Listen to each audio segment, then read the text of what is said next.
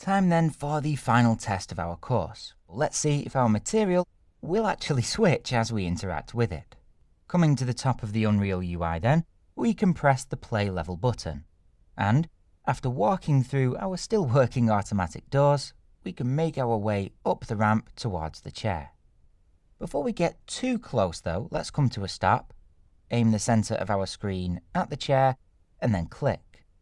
The reason we want to stop here is because we know that our line trace distance has been set quite high, and so we just want to make sure that the material isn't able to change unless the player has collided with the trigger box and set off the begin overlap event.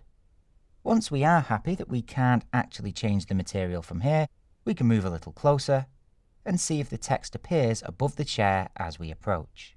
We are doing this before clicking just to make sure that each part of the blueprint is working correctly.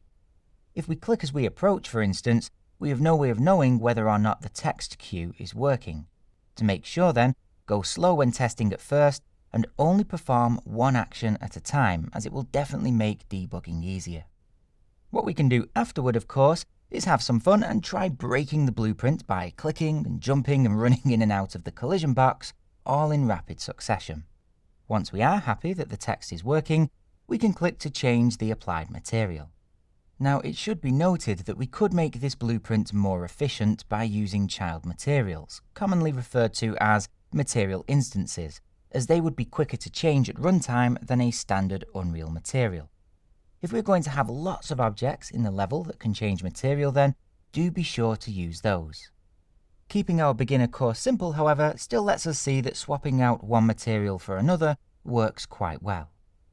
Let's make sure that all of this stops working when it should by walking backwards while still clicking the mouse, and hopefully what we see will be the fact that once we are outside the trigger box, the material on the chair no longer changes.